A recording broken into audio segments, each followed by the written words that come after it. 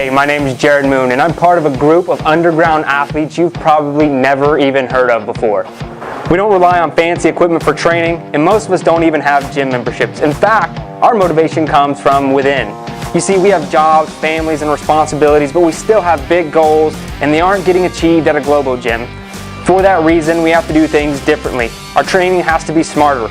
We don't have every piece of equipment known to man or a ton of time to train, and we don't need it, because we are achieving amazing things without it. So how do we do it? If you ask your average personal trainer or gym goer, they'd call us crazy. Yet we're seeing results better than most every single day. And it's happening by blending mental training with physical training and becoming an athlete. What we call, and welcome to, Garage Gym Athlete.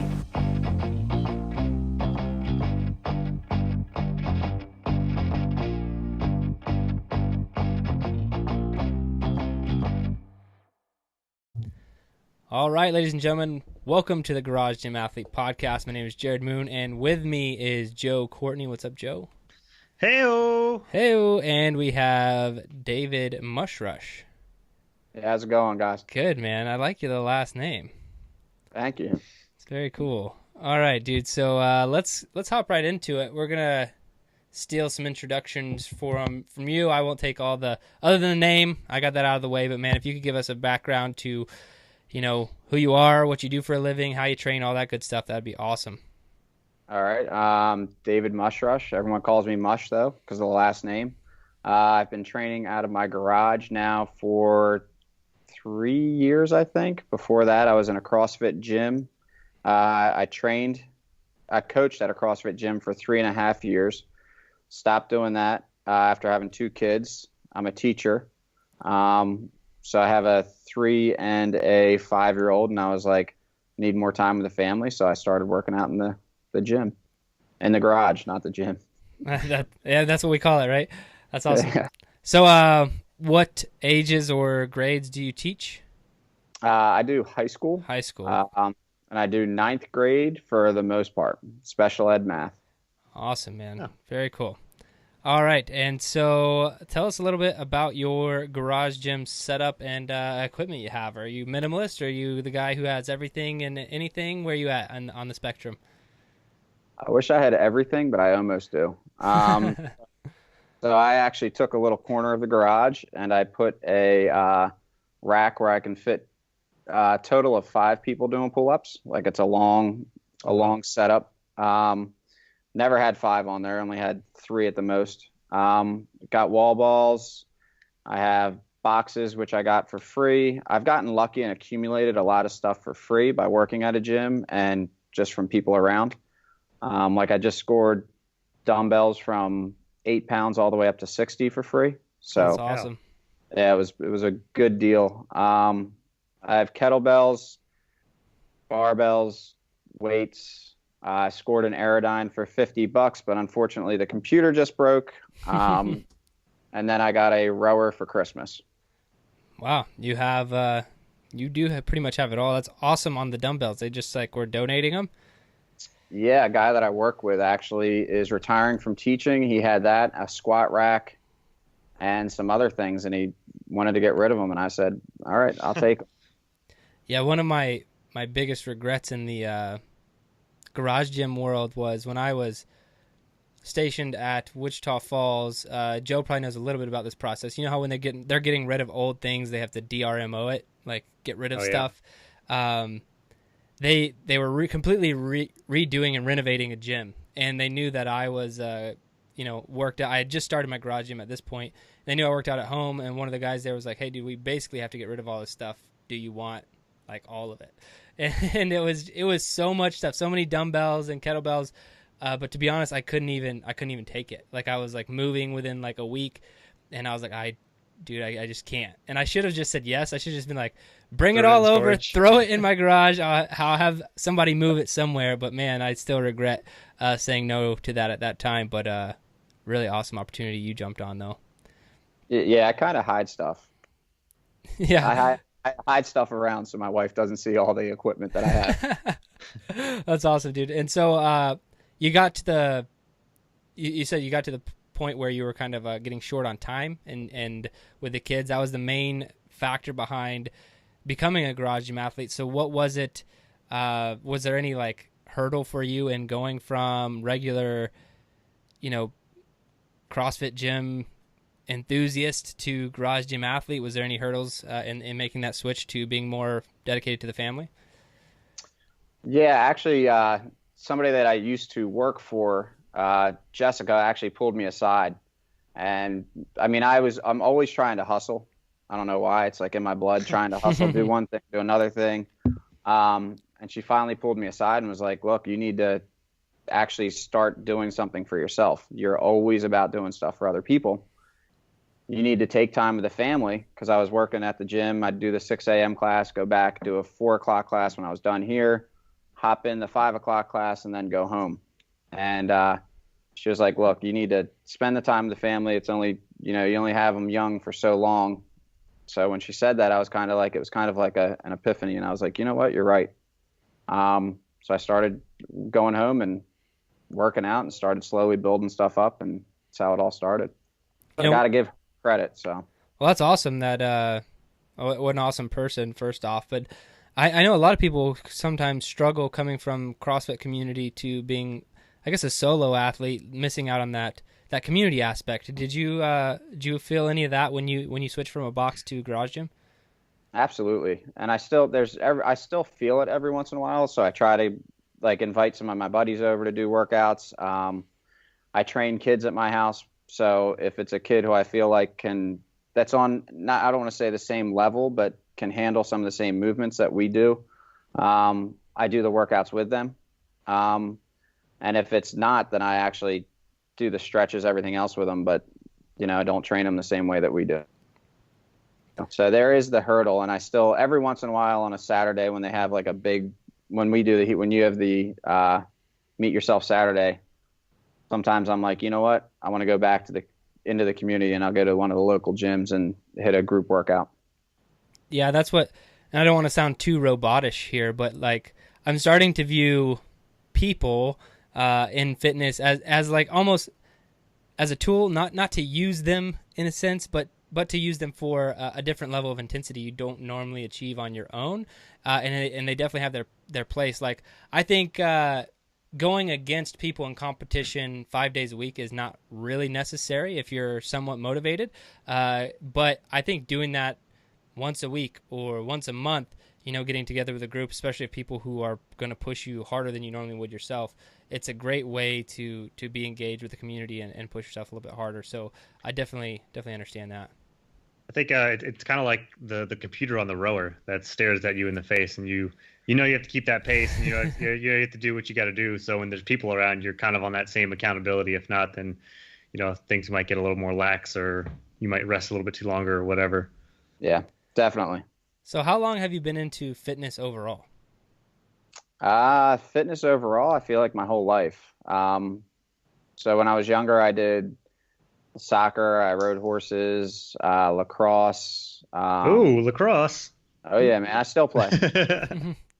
39 years old, I still play against college level guys and everything else. So where are you located? Southern Delaware, like Rehoboth, Lewis area. Okay, so I'm from Maryland, so I kind of same kind of community and setup, whatnot. I'm a little jealous. You guys have a lot more lacrosse than I do. I wish I had it. Which sport is that? No, I'm kidding. The ones the Indians played. The oldest sport. No, my cousin was actually really big into lacrosse, high school and college, and it was cool to get to watch him play. I've never really played myself though, other than like messing around with some of his equipment. Very cool. All right, man. So you've been into fitness your whole life. Found CrossFit. So you've been a garage gym athlete the last 3 years. 3 years before that, you're doing CrossFit, and then pre that, what were you doing? Was it more Globo Gym style stuff, or what were you doing then? So before that, I went on to college, and I was playing college lacrosse. And freshman year, I wasn't even going to go to college. I was going to do cooking, and then my sister's like, "No way, you're going to college." She got me into college, filled out my college application. In there, and in October, I was playing defense starting, tore my ACL as a freshman. Kind of blew my mind. I was like, because I wasn't expecting to even go to college. And then all of a sudden it was like, you're here, you're starting, you tear your ACL. Long story short, got a 0.6 my first semester. Luckily lacrosse kept me in school, and then finished out my, college career. And then it was just kind of like regular Globo gym stuff for a while, like powerlifting after that, when I moved down to the beaches. And then when I was at one of the gyms, a guy came up to me and was like, "Hey, let me train you for a little bit." And he started putting me into like the high intensity interval workouts. Mm-hmm. So I got into them there, and then I met a guy named Troy Self who was into CrossFit. He owned a CrossFit gym down here, and he said, "Why don't you come check out my gym?" So actually, I've been into CrossFit for longer. I just coached for 3 years. Gotcha. So I've been into the CrossFit for maybe 2011, 2012, something like that. Nice. That's awesome, man. And I'm sure you've learned a lot over the years. You said you coaching in a CrossFit gym as well, which is really cool. Sounds like you have a really diverse background. What's like one of your big takeaways from, I'd say, and I'll just ask because you have coached for so long, in coaching new people in CrossFit? Like, what's one thing that you would want people to emphasize or focus on? And the reason I'm asking this question is because there's a lot of people listening who don't have as much experience as you, maybe starting out in their garage gym. Like, where do you think that they should start and focus on in their garage gyms? I'd say number one, don't rush. Like, I think that's one of the biggest mistakes people make in all of it, especially with the lifting and stuff and CrossFit, is that they rush into it. Oh, I want to do this. I want to do this. And lately, one of my big things is listening to a ton of podcasts. So in mowing the lawn or anything else, and just listening to other people speak. And it's really, don't completely jump into it. Try to find some weaknesses of your own. Don't jump into heavy squats. Maybe try one-legged squat, not one-legged, but see if you can do some one-legged things and see if you're weak someplace and try to fix those before jumping into anything. And I mean, I think that's why a lot of people get injured right away, is just jumping into it way too quick and want to be, oh, I want to be like this guy, I want to be like that guy. You don't have to be like that guy, I think that's great advice, man. Really. I know I was at fault. Me and my buddies, when we first kind of got into the CrossFit scene early on, yeah, we would like snatch like every day, if not every other day, just because it was a skilled movement that we had done lifting before, but we'd never really done these skilled, Olympic lifts. And so we were just trying to get better at them. But, man, it's not like we were doing like technique one day and then like heavier than like we were just going heavy every time to failure, multiple attempts. Like, luckily we got away with, unscathed, no real injuries or anything, but it's not the smartest way to go about training for sure. So I think that's awesome, dude. Awesome advice. So how do you like training in your garage? Oh, I love it. I absolutely love it. The only time that I don't really love it is when it's, I wouldn't say freezing cold, but those days where it's just so cold that it's through your bones. Right. But then I'm also the person that when it's like humidity, I love that. Like for some reason I like the humidity. It feels like my bones feel great and just feel all loosey-goosey and ready to go. And I don't know. I love the garage because gives me the ability to do, if I want to switch something up, I can switch it up. If I'm not feeling that great, like I said, like if you're scheduled to do back squats that day and you go and you're like, okay, this isn't feeling great. When I'm in my garage, I don't feel like I have to be the hero and put extra weight on and try to match somebody else at the gym or anything else. It's like, okay, you know what? You're here, work out smarter. So I love it. And are you chasing any particular goal right now in being a garage gym athlete, longevity? What are you trying to achieve in your overall fitness journey now? Actually, it all just switched up because I think I used to be all after strength and wanting to be that, stronger. Oh, I got to hit this number. But like I said earlier, listen to some of the podcasts. I think I'm almost at the point of just trying to be it's more longevity. I want to make sure at 39, 40, I still trying to play competitive lacrosse. I still play in Ocean City lacrosse tournament and some other tournaments and stuff where I just want to be, I love going out and being the healthy guy out there and having that longevity. And, of course I want to be strong, but I want to be, it's more for the future and more for everything else. Yeah, those are no joke. What's no joke? The tournaments? The ones in Ocean City. I mean, it's the middle of summer. It's August, and a lot of times you're going up. You said you're 39. You're going up against guys that are in college, like playing for D1 schools. So like being able to hold your own, that's definitely an awesome goal for being 10, 15 years older than most people there. And you're playing 3 or 4 games throughout the weekend too. Yeah, it was last year. I couldn't make the whole weekend, so the guy that's in charge of our team was like, "You got to play with the elites." And I'm like, "Okay." So I'm 38 years old, and this guy fresh out of college, or actually he's still in college. He's at Loyola. Looks left, and I'm like, "Oh, he's completely going left." And 39, my brain knew where he was going to go right, and the feet just didn't catch up with him. I was like, "Okay, cover." And I want to take that back to what you said about strength, man. Is that has that been difficult for you at all? Because I think a lot of people I've chatted with over the years have similar journey. Like strength is a major part of it, and I mean strength should always be. It should be some basis of your training to some degree, but giving up on that, like, gotta get stronger, because there's really you'll never catch your tail on that. You know what I mean? And so, is there ever like, are you struggling with that at all? Like, or are you kind of comfortable with the fact, like, as long as I'm at this strength level, I'm okay? Like, where do you sit with it? No, I'm still like, I say that I'm comfortable, and there's no way. I'm still like, oh, I want to do this. I want to, Yeah. But it's trying to. Like be smart about it. Like, oh, it's not a rush to get there. You don't need to do like the one year I was going to try to do small off, and I started looking at it and doing it, and I was like, you know what? You don't need to do this. Like that's just a lot of squats. That's a lot of work. I'm laughing because I've been in the exact same situation with that program specifically. I'm like, I've almost started it multiple times, and then I'm like, no, I'm not doing it because it's going to ruin everything else like that I want to do or want to be good at. And like, I just can't, I could never bring myself to do it. But yeah, I did one last summer. Last year. It was really cool. It was a 20 squat program where you do 20 reps, add 5 pounds every week.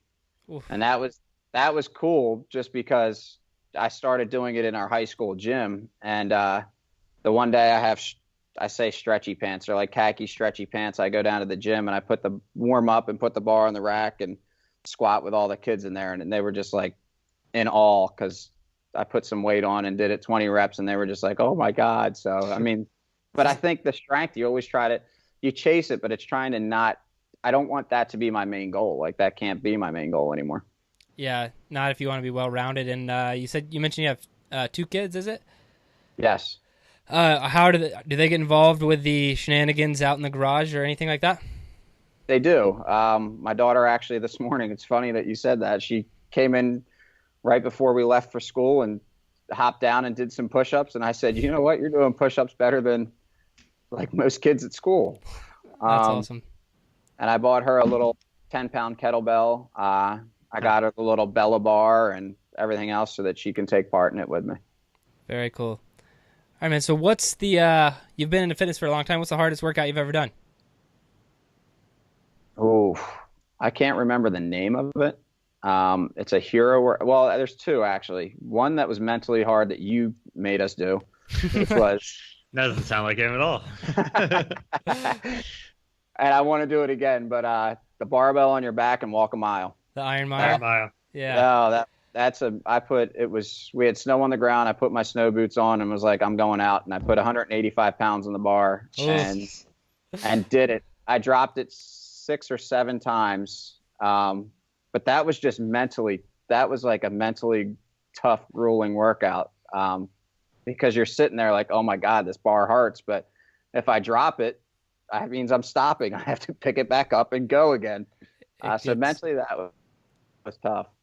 It gets so much worse as you carry it too. Like I always start off the Iron Mile, probably like any workout, but I'm like, oh, I'm feeling good. Maybe this is gonna be different this time. And I'm like walking, and then I don't know how.